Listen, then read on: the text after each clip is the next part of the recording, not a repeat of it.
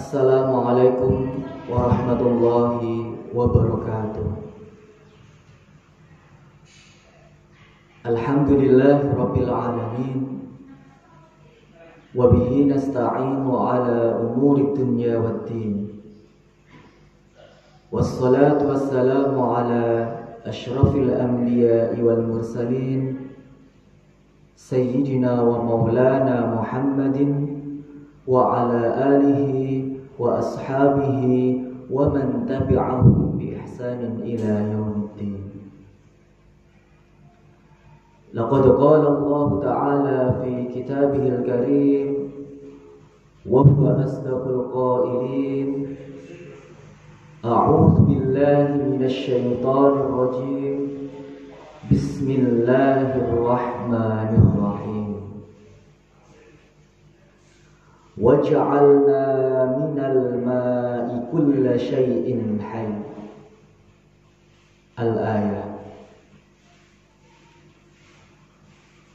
Yang terhormat kepada Bapak Ibu Majelis Pembina, yang kami taati kepada Bapak Kepala Pengurus Yayasan, dan yang kami junjung tinggi penghormatan sebesar-besarnya kepada Bapak Kepala Sekolah beserta staf jajaran kependidikan, dan tak lupa pula siswa-siswi serta santri yang sangat berbahagia. Pertama-tama, marilah kita panjatkan puja dan puji syukur kita kehadirat Allah Subhanahu wa ta'ala. Atas berkat limpahan rahmatnya, kita masih diberikan kesempatan, diberikan sehat, diberikan nikmat iman, Islam, dan iman. Salawat dan salam semoga tetap tercurahkan kepada junjungan besar Nabi kita Muhammad sallallahu alaihi wasallam, Nabi akhir zaman, yang menjadi Nabi pungkasan, Nabi akhir dari beberapa utusan yang telah diutus oleh Allah. Pagi ini saya akan menyampaikan sedikit perkenalan. Saya atas nama Abdus Salam Junaidi, yang insya Allah mulai tahun kemarin sampai nantinya kita dipurna tugaskan, kita menjadi staf pengajar di salah satu perguruan tinggi di Universitas Trunojoyo Madura. Kebetulan saya menjadi pengajar di Prodi Manajemen Sumber Daya Perairan. Kaitannya dengan topik yang akan saya sampaikan kepada rekan-rekan siswa, siswi, dan juga beberapa asatid ataupun asatidah yang lainnya, kita akan sedikit mengulas tentang makna penting dari sebuah air. Di dalam pembahasan nanti kita akan belajar terkait baku mutu ataupun kualitas air itu sendiri bila dibagi dan diklasifikasikan oleh Kementerian Kesehatan, itu dibagi menjadi 4 bagian. Kalau kita lihat dari sedikit pembukaan atau mukadimah yang saya paparkan tadi, وَجَعَلْنَا مِنَ الْمَاءِ كُلَّ شَيْءٍ حَيٍّ. Jadi kalau kita maknai gandul, jadi kalau kita pernah belajar di pondok pesantren, ada kitab kuning di mana itu kita beri makna gandul atau makna Jawa. وَجَعَلْنَا lan wis dadekno sapa kita. Kita di sini itu diartikan sebagai Allah. Jadi yang mengucapkan, yang berfirman itu adalah Allah sebagai mutakalim wahdah, jadi tunggal. Jadi aku, kami di sini itu adalah Allah. Jadi aku Allah diartikan di situ telah menjadikan minal ma'i saking banyu kulla syai'in ing saben-saben swiji hayyin kang urip. Jadi kalau diterjemahkan ke dalam bahasa Indonesia, dan telah jadikan dan telah aku jadikan dari air itu segala sesuatu yang hidup, termasuk kita, termasuk Anda, dan semua tumbuh-tumbuhan, semua tanaman, semua hewan, dan semua makhluk hidup yang ada di muka bumi. Makanya kalau kita ingin mempelajari tentang asal-usul siapa kita, lihatlah dari air. Air itu jernih, air itu bersih. Dia bisa mensucikan, dia juga bisa membersihkan. Nah, terkait topik yang akan kita pelajari, maka air menurut baku mutu yang telah distandarkan oleh Kementerian dan juga menurut Standar Nasional Indonesia itu dibagi menjadi 4 kategori. Air yang pertama, jadi kualitas air yang paling bagus itu adalah air yang bersih tanpa dilakukan suatu proses pemasakan. Nah, biasanya air ini itu adalah air yang berasal dari daerah hulu, dari air yang berasal dari mata air yang ada di daerah pegunungan. Jadi tanpa perlu kita lakukan suatu proses pemasakan, air ini bisa langsung kita minum, karena memang belum ada aktivitas masyarakat yang mencemari keadaan air baku mutu pertama ini untuk dapat kita lakukan kegiatan konsumsi. Makanya kalau kita minum air dalam kemasan, ada beberapa merek yang terkenal seperti Aqua, seperti Club, dan beberapa merek yang lainnya. Pasti air ini diambil dari mata air yang bersumber dari daerah hulu. Nah, menurut keilmuannya, air ini tanpa perlu dilakukan proses pemasakan, air ini bisa dilakukan kegiatan konsumsi. Makanya air yang bersih itu akan dapat menghilangkan berbagai jenis kontaminan yang ada. Kontaminan itu apa? Zat yang mencemari air tersebut. Nah, untuk pembagian air yang kedua itu adalah air bersih yang masih perlu proses pemasakan.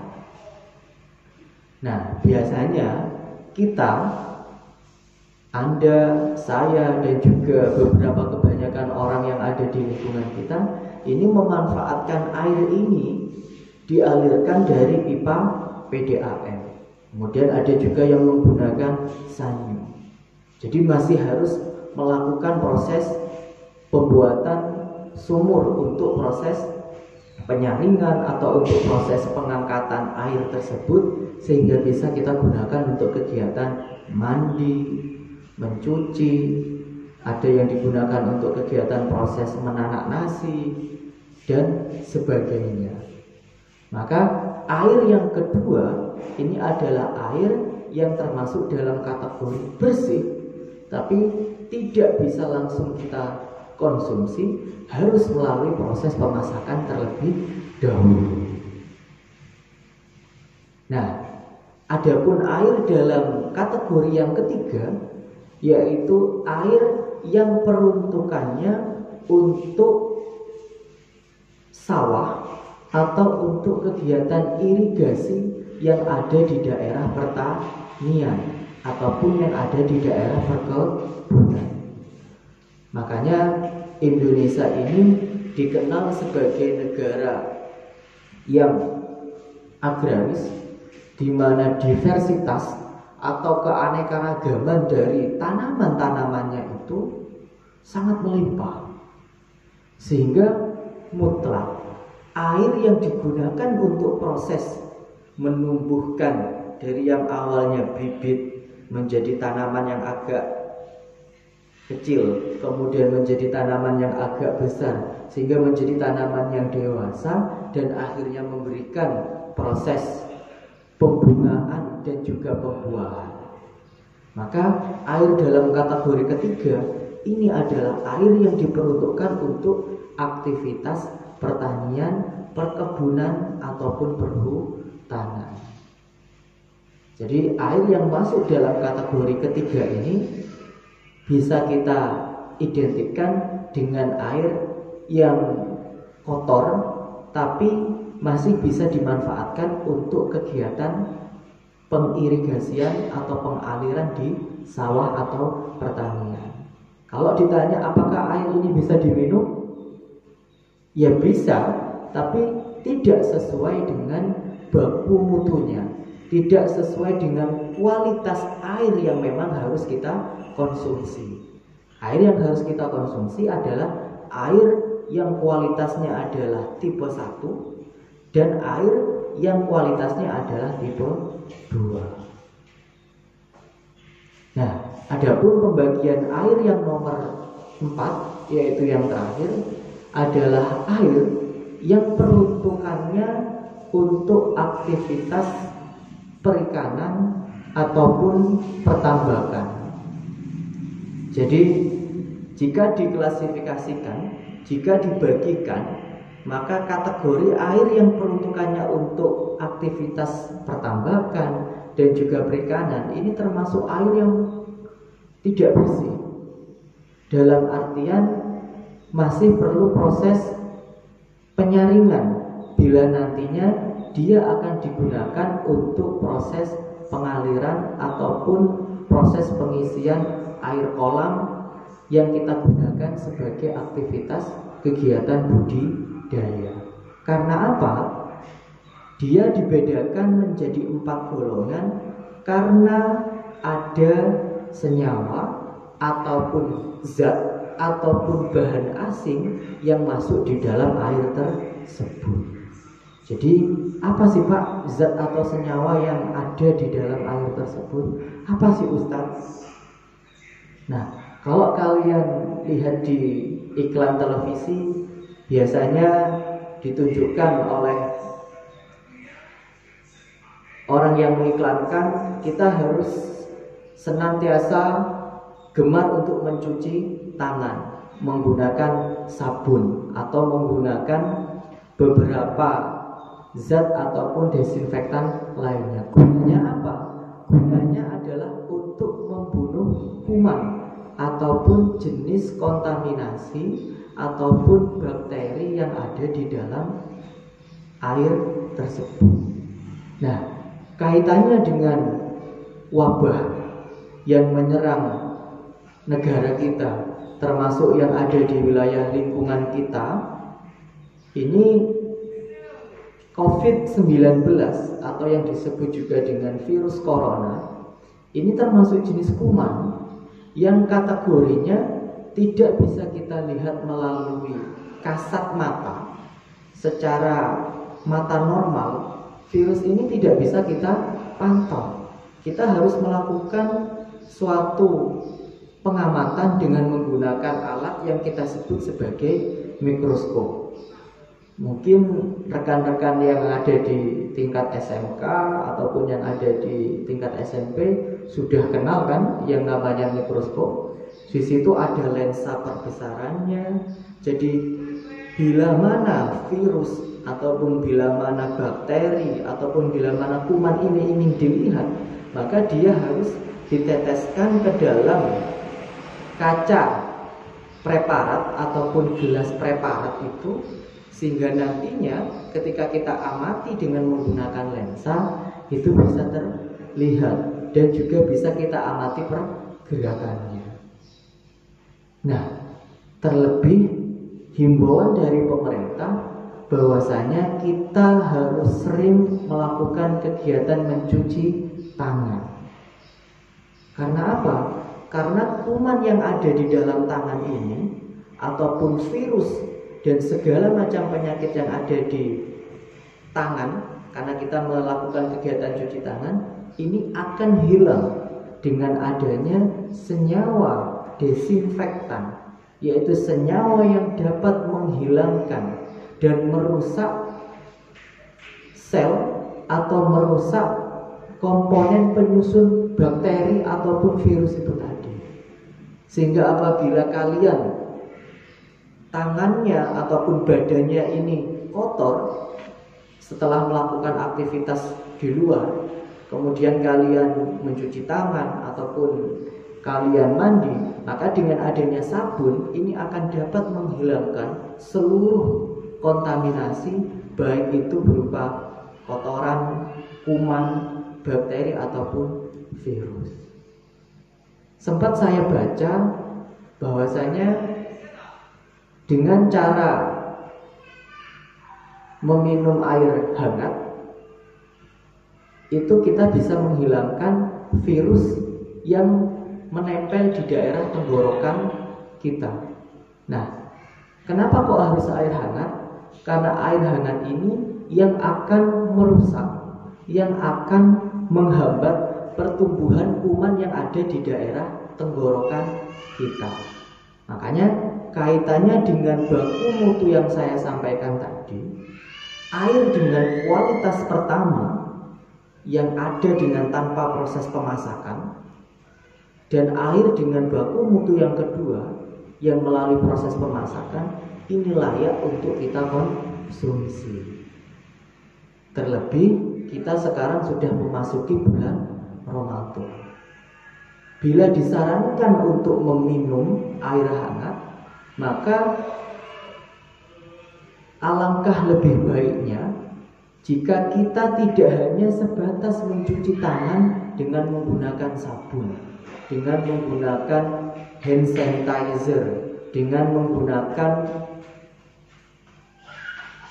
senyawa ataupun zat-zat desinfektan yang lainnya, tetapi kita juga melakukan kegiatan berwudu setelah kita melakukan kegiatan pencucian tangan.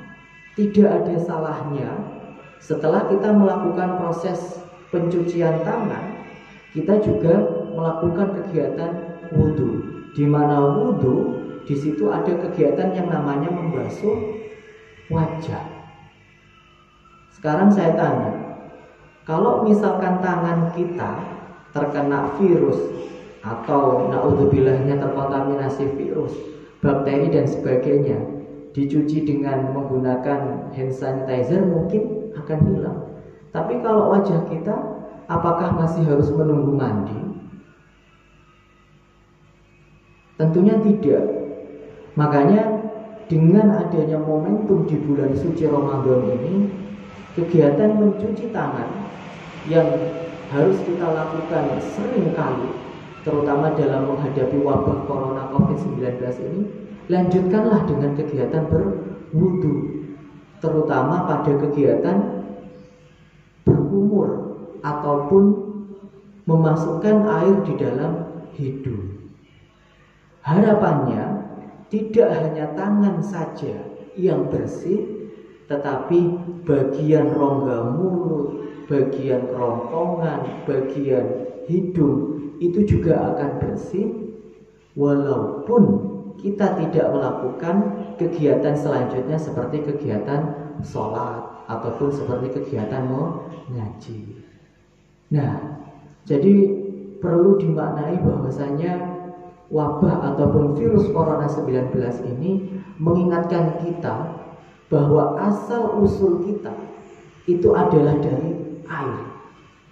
Kamu harus ingat, kamu itu diciptakan dari air. Makanya gunakan air itu sebaik mungkin.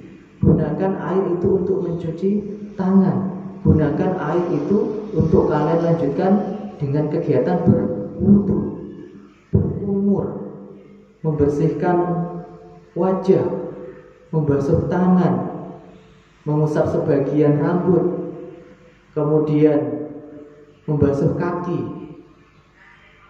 Jadi momentum dari adanya wabah ini bisa kita maknai bahwasanya kita harus paham akan peruntukan air tidak hanya sebatas untuk kegiatan membersihkan segala virus atau membersihkan segala kuman atau membersihkan segala penyakit yang ada di dalam tangan, tapi bila dimaknai lebih sebagai momentum peribadatan kita, bahwasanya kita harus kembali untuk bersuci kepada Allah, untuk melakukan aktivitas penyembahan, untuk melakukan aktivitas peribadatan, di mana bisa kita lakukan melalui kegiatan sholat, melakukan kegiatan tadarus Al-Quran, melakukan kegiatan berkumpul di dalam majelis yang penuh keberkahan. Insya Allah, bila nantinya kita dapat memaknai air ini sebagaimana mestinya, wa ja'alna minal ma'i kulla syai'in hayy, dari air kita dihidupkan, dan dari air itu pula virus, bakteri, kontaminan ataupun senyawa-senyawa yang bersifat merugikan itu pun juga diciptakan. Maka janganlah takut dengan wabah ataupun virus corona. Semuanya adalah hasil atau ciptaan dari Allah. Semuanya juga berasal dari air. Kita pun juga berasal dari air. Maka kita harus paham dan peduli tentang bagaimana cara mengelola air dengan baik.